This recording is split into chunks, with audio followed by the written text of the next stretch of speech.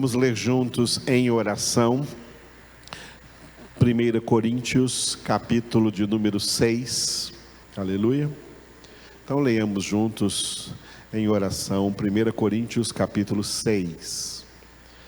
Aventura-se algum de vós, tendo questão contra outro, a submetê-lo a juízo perante os injustos e não perante os santos?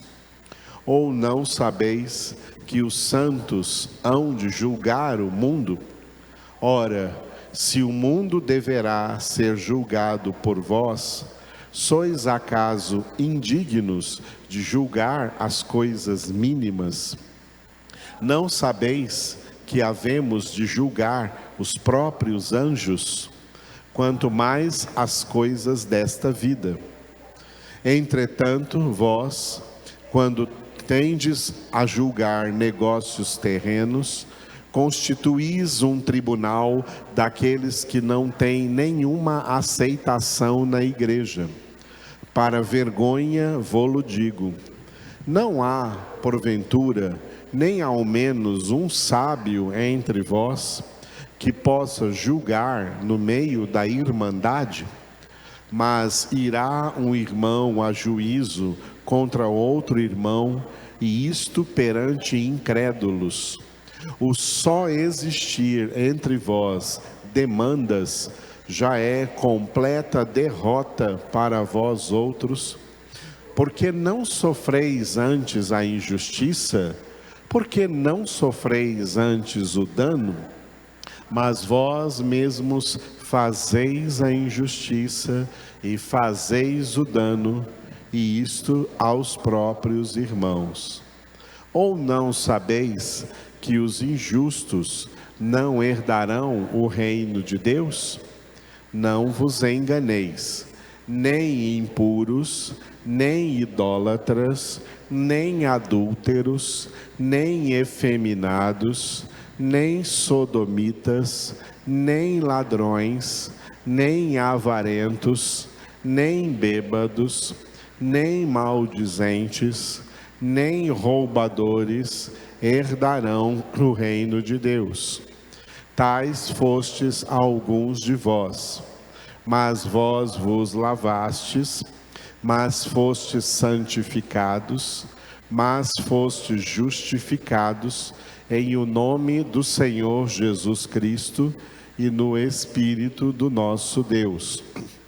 Todas as coisas me são lícitas, mas nem todas convêm. Todas as coisas me são lícitas, mas eu não me deixarei dominar por nenhuma delas. Os alimentos são para o estômago, e o estômago para os alimentos. Mas Deus destruirá tanto estes como aquele. Porém, o corpo não é para a impureza, mas para o Senhor, e o Senhor para o corpo. Deus ressuscitou o Senhor, e também nos ressuscitará a nós pelo seu poder. Não sabeis que os vossos corpos são membros de Cristo?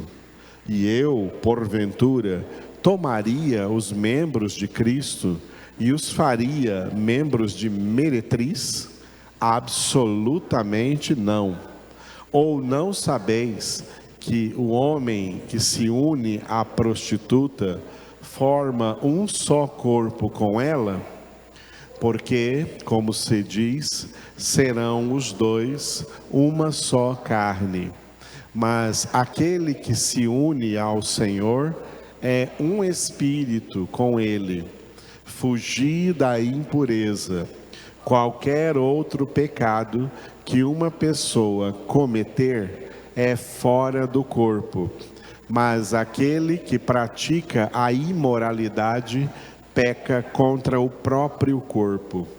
Acaso não sabeis que o vosso corpo é santuário do Espírito Santo que está em vós, o qual tendes da parte de Deus, e que não sois de vós mesmos?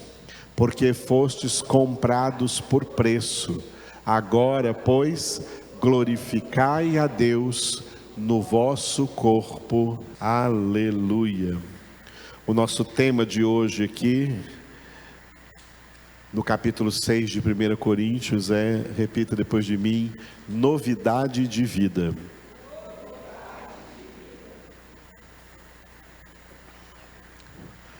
Amados, a Bíblia define para nós a existência de apenas 2 tipos de vida: a vida velha e a vida nova. Só tem esses 2 tipos. E ninguém pode viver as duas ao mesmo tempo. Ou você vive conforme a vida velha, ou você vive conforme a vida nova em Cristo Jesus. Não existe meio termo. O meio termo disso é o que Jesus disse em Apocalipse capítulo 3, versículo 15, é ser morno. Porque a vida velha é de quem é frio, a vida nova é de quem é quente. O meio termo disso seria o morno. E isso é odiável e abominável para Jesus. É o que faz Jesus passar mal. É o que faz Jesus ter ânsia de vômito. Todo mundo aqui já teve ânsia de vômito? É ruim, né? Jesus tem ânsia de vômito com crentes que receberam vida nova, mas continuam vivendo vida velha. Não é quente e nem frio, é morno. E Jesus diz: eu estou a ponto de vomitar-te da minha boca.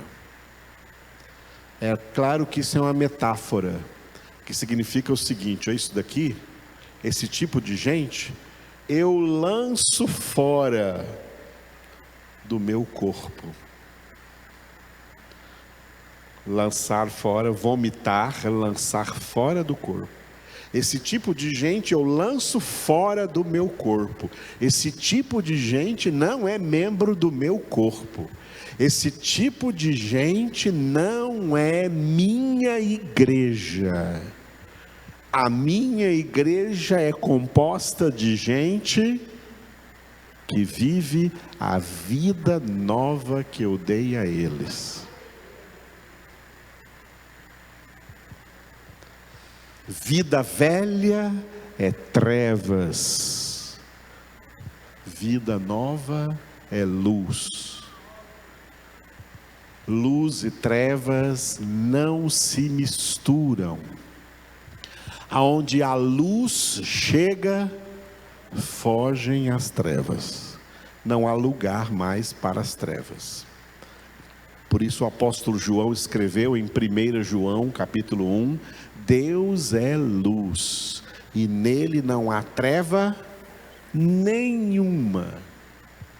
Se dizemos que cremos em Deus, se dizemos que somos de Deus e andamos nas trevas, mentimos e não andamos na verdade.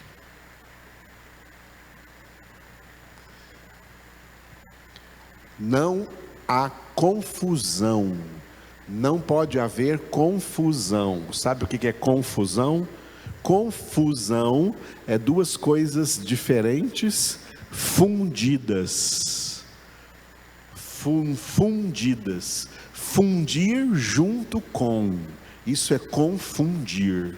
Isso é confundir, fundir junto com, fazer uma fusão junto com, misturar, fundir luz junto com trevas. Isso é confusão. Isso não é de Deus. Nosso Deus não é Deus de confusão. Não dá para fundir, unir trevas e luz. Não dá para fundir vida nova com vida velha. Não. Quem é de Deus, vida velha é coisa do passado e nunca mais do presente nem do futuro. Nunca mais. Eu não quero nada da minha vida velha. Agora é vida nova. Agora é vida nova. Em Cristo é vida nova. Em Cristo é vida nova. Por isso esse é o nosso tema. Diga aí, novidade de vida. Aleluia, muito bom, né? 1 Coríntios capítulo 6, que nós lemos hoje, né? Está dentro aqui deste bloco, este bloco que é composto de 4 capítulos, o capítulo 5, 6, 7 e 8, de 5 a 8, cujo título é, diga, prevaricações. Prevaricações significa o quê? Erros, coisas erradas que os crentes de Corinto estavam fazendo, e que como crentes não deveriam fazer isso. Quando alguém que recebeu a vida nova em Cristo Jesus, continua cometendo os erros da vida velha, isso é pecado. E todo pecado é uma prevaricação, é um erro. O apóstolo Paulo aqui nesse bloco, ele usa cada capítulo para falar de um tipo diferente de erro, de prevaricação que os coríntios estavam cometendo. No capítulo 5, que nós vimos no sábado passado, diga, imoralidade. Havia entre os crentes da igreja de Corinto pessoas que, apesar de terem recebido Jesus, apesar de terem recebido vida nova em Cristo Jesus, ainda estavam cometendo as imoralidades da vida velha. Amados, isso é inaceitável. Quando uma pessoa verdadeiramente conhece Jesus, tem uma verdadeira conversão, Jesus diz para ela assim, como disse para a mulher adúltera em João 8, vai e não peques mais. Repita.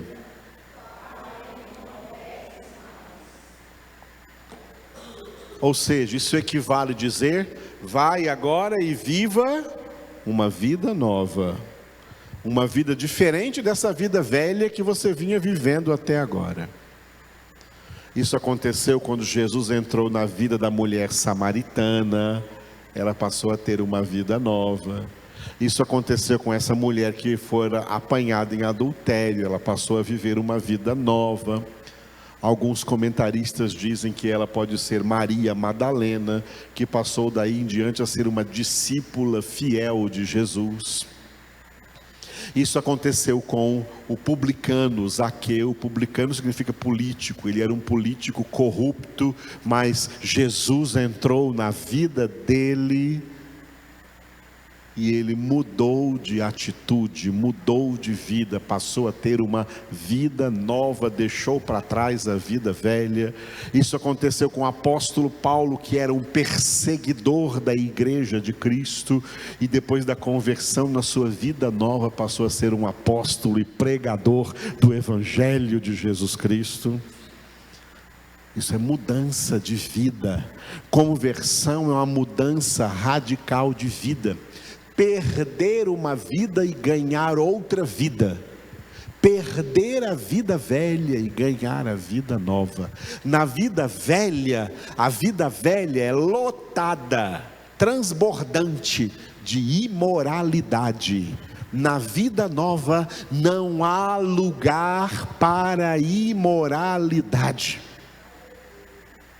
Jó, um homem de Deus, ele falou orando assim, está lá no livro de Jó, ele falou diante de Deus, olha aqui para mim, ó. Eu fiz uma aliança com os meus olhos. Jó disse isso. Eu fiz uma aliança com os meus olhos, de jamais colocá-los sobre uma donzela. Porque que bênção eu receberia de Deus se fizesse isso? Concupiscência dos olhos é coisa da vida velha. Na vida nova, olhos puros. Porque quem olhar e desejar já adulterou no seu coração. O salmista diz no livro dos Salmos assim, ó: portas adentro a minha casa, terei um coração puro e não colocarei coisa injusta diante dos meus olhos. Por exemplo, colocar pornografia diante dos olhos. Isso é coisa da vida velha. Na vida nova em Cristo Jesus não pode haver nenhuma imoralidade. Na vida nova em Cristo Jesus não pode haver relacionamento sexual fora do casamento abençoado por Deus. E mesmo dentro do casamento, tem que ser uma relação com amor, pureza, discernimento, e não na sodomia que existe nas relações imorais no mundo. Imoralidade não é mais aceita. Se você é de Jesus, você tem vida nova. 2 Coríntios aqui, 2 Coríntios, a próxima carta, né, que nós já passamos por ela aqui nos sábados, 2 Coríntios 5,17, quem está em Cristo é nova criação, as coisas velhas passaram, eis que tudo se fez novo, é nova vida. Eu estou dando essa ênfase aqui porque essa é a realidade atual. A igreja evangélica no mundo está em crise. Porque é uma igreja que está se desenvolvendo e crescendo numericamente, sem Bíblia, sem palavra, sem profundidade de conhecimento. E isso reflete na conduta desses crentes, que estão, na sua maioria, cheios de imoralidade e pensando que escondem isso de Deus, ficam tentando esconder das pessoas, mas de Deus não esconde, porque Deus tudo vê e a todos sonda. Não existem bastidores na realidade espiritual. E todo pecado é contra o mais santo. Todo pecado é contra Deus.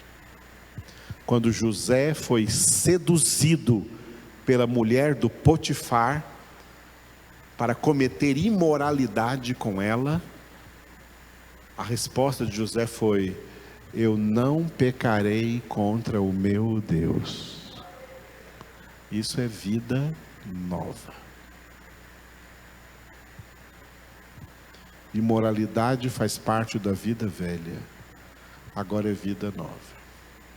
O capítulo de hoje, que é o capítulo 6, diga aí, tribunais pagãos.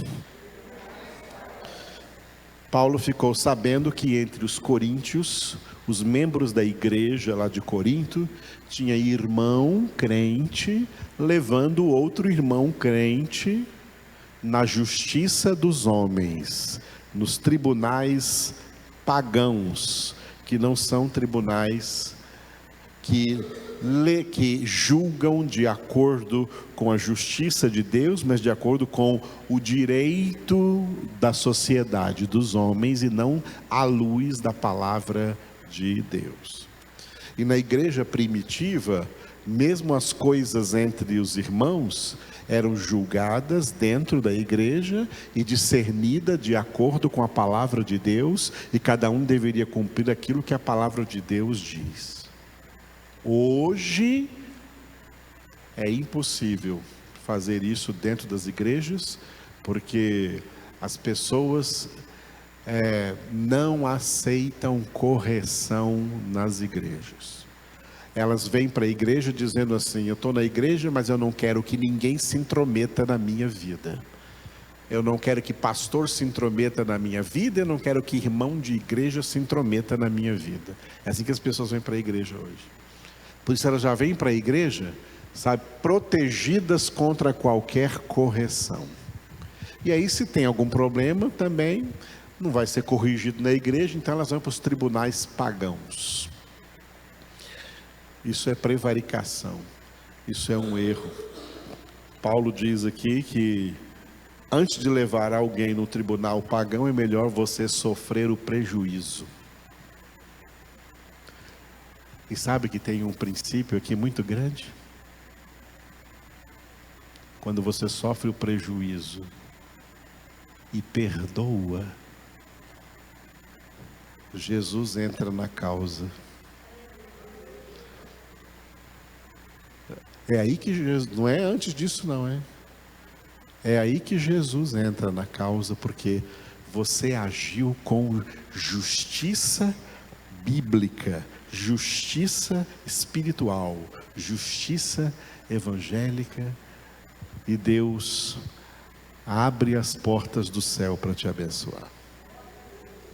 Mas se você quer fazer justiça com as próprias mãos, aí você vai ter problema, porque você vai estar agindo com injustiça, porque está escrito na palavra de Deus, livro do profeta Isaías, que a justiça dos homens é semelhante a trapos sujos de imundícia.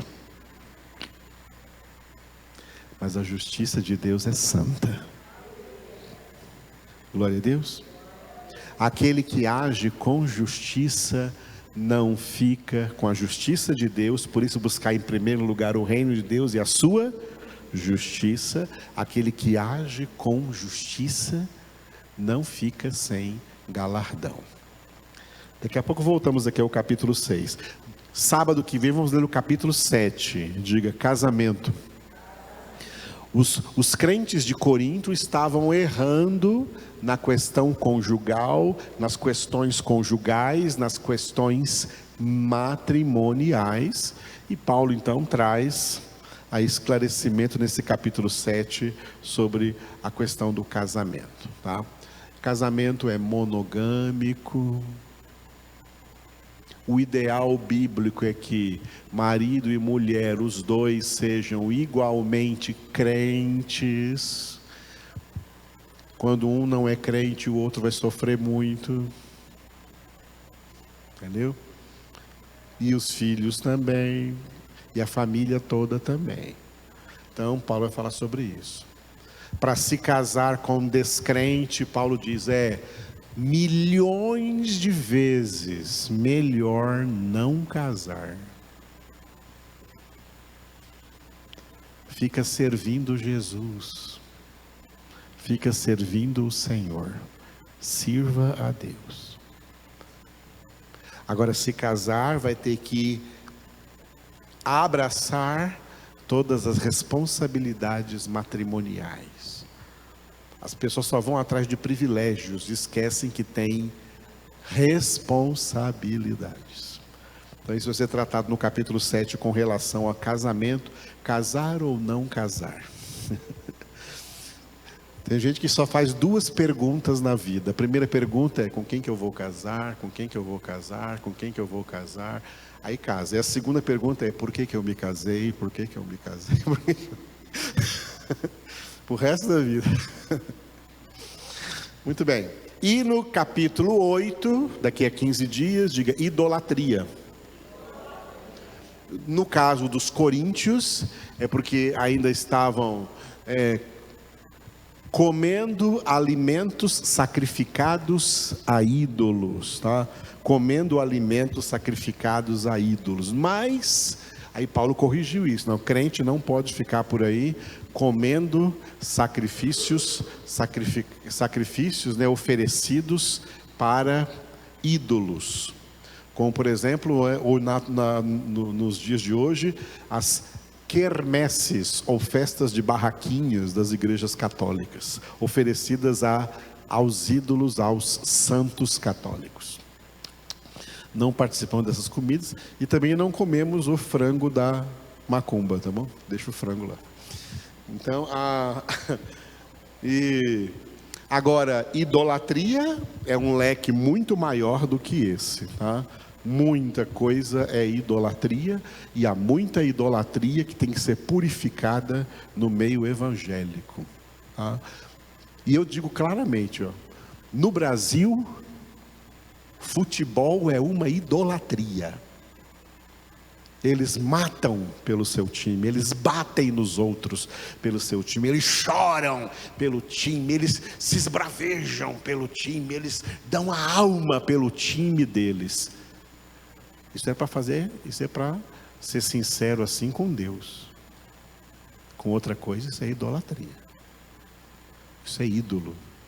Isso é idolatria. Eu vejo noticiário para ver o que está acontecendo no mundo, no Brasil, mas quando chega na hora do futebol, eu coloco no mudo. Ou desligo. Porque não me interessa futebol.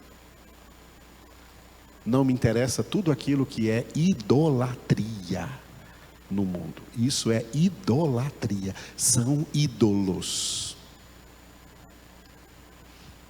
Anos atrás surgiu um jogador, né? Diz que ele fazia uma jogada legal assim com a bola, que era conhecida como uma pedalada, né? Pedala Robinho, pedala Robinho. Cadê o Robinho que pedala hoje? Quem sabe onde ele está? Onde que ele está? Onde ele está? Ele está na cadeia. Porque ganhou muito dinheiro com futebol e pensou que podia abusar de prostitutas e mulheres. É isso que é jogador de futebol. É isso que é jogador de futebol. Esse é o testemunho que tem de jogadores de futebol. Que os menininhos querem ser como aquele jogador. Ou as menininhas com as jogadoras, porque hoje tem jogadoras femininas, né? Porque é o direito da mulher ser igual ao homem, então ela também quer jogar futebol. Elas vão jogar futebol, isso acontece com elas?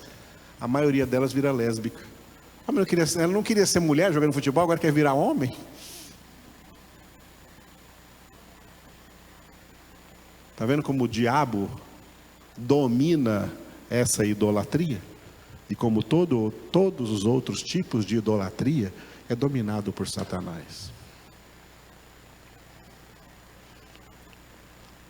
Quem é de Deus, não fazemos parte disso, não aplaudimos a isso, não apoiamos a isso, não torcemos por isso. Isso é coisa de quem tem vida velha, não de quem tem vida nova em Cristo Jesus. Ok? Então Paulo vai trabalhar aí nesse bloco, né? Está trabalhando nesse bloco esses 4 tipos aí. Diga: imoralidade, tribunais pagãos, casamento e idolatria.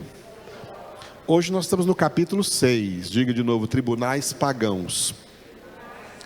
Crente levando o crente na justiça dos homens. Esse capítulo está dividido assim em 2 partes. A primeira parte, do versículo 1 ao versículo 11, fala aí, repita depois de mim: demandas entre irmãos. Paulo falou aqui no versículo 7, olha na sua Bíblia, o só existir entre vós demandas já é completa derrota para vós outros. Crente contra outro crente, por qualquer motivo que seja,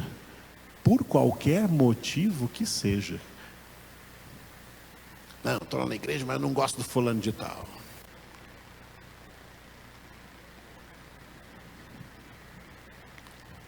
Tem gente que já saiu daqui porque não gosta de alguém que está aqui. Mas não fala isso para os outros, não. A gente sabe, como pastor eu sei. Mas não fala isso, não. Fala que saiu porque o pastor prega demais aqui, palavra demais, a palavra é dura demais, eu não aguento isso, Eu acho que tem que ser uma coisa mais leve, vamos uma igreja onde eu me sinta melhor. E daí queima, quer queimar a igreja, quer queimar a mim. Mas está saindo daqui porque tem uma demanda contra alguém que está aqui. E não resolve porque não é crente de verdade. Só existir demandas entre irmãos, isso é sinal de vida derrotada, vida espiritual fracassada e dominada por Satanás. E do 12 ao 20, Paulo vai trabalhar sobre um tema importante, diga, importância do corpo. O corpo é santuário, templo vivo do Espírito Santo de Deus. Aleluia. Glória a Deus. Mas o tema que Deus nos deu para hoje é novidade de vida, tá? E esse tema nós vamos tirar daqui, do versículo 11, onde Paulo falou assim, depois que Paulo colocou uma lista aqui, nos versículos 9 e 10, primeiro eu vou ler a lista aqui, olha a lista que Paulo colocou, aí veja na sua Bíblia, versículos 9 e 10, aí a gente vai chegar no 11, Ou não sabeis que os injustos não herdarão o reino de Deus? Repita comigo assim, os injustos não herdarão o reino de Deus. E aí, diz para mim aqui, só entre nós aqui, só entre nós, tá? Você quer herdar o reino de Deus? Vamos falar uma palavra mais fácil? Você quer ir para o céu? Injusto não vai, não. Só quem for justo. O justo é como árvore plantada junto à corrente de águas, que dá fruto na época própria, cuja folhagem não murcha, e tudo quanto faz prosperará. Os ímpios não são assim, eles são injustos. Eles são como a palha levada pelo vento. Por isso eles não prevalecerão na congregação dos justos, porque o Senhor conhece o caminho dos justos. Porque o caminho dos justos é Jesus, mas o caminho dos ímpios, o caminho dos injustos, será condenado, destruídos, perecerá. Porque esse caminho é o caminho espaçoso, que todo mundo aí no mundo está caminhando, seguindo o curso desse mundo, segundo o príncipe da potestade do ar, o espírito que agora atua nos filhos da desobediência. Então, está lá no início do 9, né? Não sabeis que os injustos não herdarão o reino de Deus? Aí coloca assim, não vos enganeis, 2 pontos, olha, não vos enganeis, vai repetindo depois de mim aí, nem impuros, nem idólatras, nem adúlteros, nem efeminados, nem sodomitas, nem ladrões, nem avarentos, nem bêbados, nem maldizentes, nem roubadores herdarão o reino de Deus. Então decore, tá? Esses 2 versículos aí são os versículos do nem, viu? Esses 2 versículos são os versículos do nem. Nem impuros, nem idólatras, nem adúlteros, nem efeminados, nem sodomitas, nem ladrões, nem avarentos, nem bêbados, nem maldizentes, nem roubadores herdarão o reino de Deus. E aí Paulo fala agora com os crentes. Versículo 11, é o nosso versículo de hoje aqui, tais fostes alguns de vós, mas vós vos lavastes, mas fostes santificados, mas fostes justificados em o nome do Senhor Jesus Cristo e no Espírito do nosso Deus. Aleluia. O que Paulo está falando aqui? Que impuros, idólatras, adúlteros, efeminados, sodomitas, ladrões, avarentos, bêbados, maldizentes e roubadores, é tudo gente que vive vida velha. A vida velha é a vida no pecado, é a vida em pecado. Aí ele fala para os crentes: vocês não são mais assim, porque vocês foram isso no passado. Por isso está aqui, versículo 11 aqui, tais, diga, fostes. Fostes é o quê? Pretérito perfeito. Eu fui, tu foste, ele foi, nós fomos, vós fostes, eles foram. Fostes. Vocês foram isso no passado. Vocês foram isso na vida velha.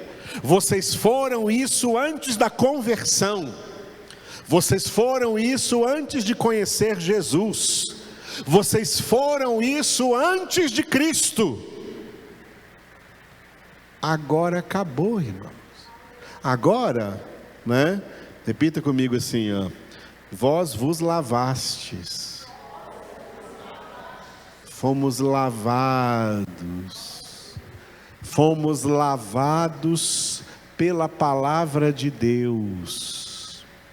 João 15:3. Vós estáis limpos pela palavra que eu vos tenho falado. Apocalipse capítulo 7, Jesus pergunta para o apóstolo João: quem são essas pessoas que estão chegando aí no céu, que estão chegando aí na Nova Jerusalém? Elas estão vindo, quem são essas pessoas que estão aí de vestes brancas e palmas nas mãos? Senhor, tu o sabes, João disse. E Jesus respondeu: estes são os que vêm da grande tribulação. Lavaram e alvejaram suas vestes no sangue do Cordeiro. Por isso agora eles têm o direito a entrar no céu pelas portas, e toda lágrima será enxugada dos seus olhos. Nós somos os lavados, amados. Somos os lavados. Somos os remidos. Somos os purificados, somos os limpos de coração, que Jesus disse: benditos os limpos de coração, porque verão a Deus. Aleluia. Vós os lavastes. Sabe o que significa isso? Que vida velha é vida suja. Vida nova é vida limpa. Diga isso: vida velha é vida suja. Vida nova é vida limpa. E o que nos limpa? É a palavra. Estais limpos pela palavra. Agora diga aí, fostes santificados. O que nos santifica? A palavra nos santifica. João 17:17, Jesus orou por nós: Pai, santifica-os na verdade, a tua palavra é a verdade. Olha, a palavra limpa, a palavra lava, a palavra santifica. É por isso que o homem de Deus é aquele que não anda no conselho dos ímpios, não se detém no caminho dos pecadores, não se assenta à roda dos escarnecedores, porque o seu prazer está na lei do Senhor, na palavra do Senhor, e nela ele medita de dia e de noite, porque essa palavra é que o lava, essa palavra é que o limpa, essa palavra é que o santifica. Aleluia, irmãos. As igrejas de hoje estão tirando a palavra. São igrejas sujas, pastores sujos e crentes sujos. Não são ovelhas, são cabritos que vão para o fogo eterno, onde a sujeira vai ser queimada eternamente. Gente sem palavra é gente suja. A vida velha é uma vida de pecado, a vida nova é uma vida de santificação. Diga isso: a vida velha é uma vida de pecado, a vida nova é de santificação. Santificação sem a qual? Aleluia. Por isso aquele que perseverar até o fim, em quê? Ora, é na sua santificação. Aquele que perseverar até o fim na sua santificação, esse será salvo. Aleluia. Terceira coisa que Paulo fala aqui, diga: foste justificados. Romanos capítulo 5, versículo 1. Justificados, pois, mediante a fé, temos paz com Deus por meio de nosso Senhor Jesus Cristo. Justificados mediante a fé. E de onde veio a fé? Romanos 10, 17. A fé vem pela palavra. A fé vem pela palavra de Deus. Estão vendo a palavra de Deus nas três coisas que Paulo colocou aqui? Lavados na palavra, santificados na palavra e justificados pela fé que vem pela palavra. Que vem pela palavra de Deus. Por isso, lavados, santificados, justificados, diga aí, em o nome do Senhor Jesus Cristo. E no Espírito do nosso Deus. Por que em o nome do nosso Senhor Jesus Cristo? Porque Jesus Cristo é o centro da nossa salvação. Jesus Cristo é o centro da obra da salvação. E o Espírito do nosso Deus é o Espírito Santo que aplica dentro de nós a salvação em Jesus. Aqui Paulo coloca em Jesus Cristo e no Espírito Santo as duas dimensões da salvação. A salvação tem duas dimensões: a dimensão objetiva e a dimensão subjetiva. A dimensão objetiva em o nome do Senhor Jesus Cristo. A dimensão objetiva é porque a salvação foi realizada na pessoa de Jesus, através da pessoa de Jesus, na encarnação de Jesus, na morte de Jesus, na ressurreição de Jesus e na glorificação de Jesus. Mas isso é objetivo. Objetivo é fora de nós. É dimensão objetiva. Isso foi realizado por Jesus e em Jesus, fora de nós. Dimensão subjetiva da salvação. O Espírito do nosso Deus, o Espírito Santo, toma o que Jesus realizou fora de nós, no tempo e no espaço, e aplica aplica dentro de nós. Quando recebemos o Espírito Santo, estamos recebendo Jesus, estamos recebendo salvação. Por isso Jesus soprou e disse: recebei o Espírito Santo.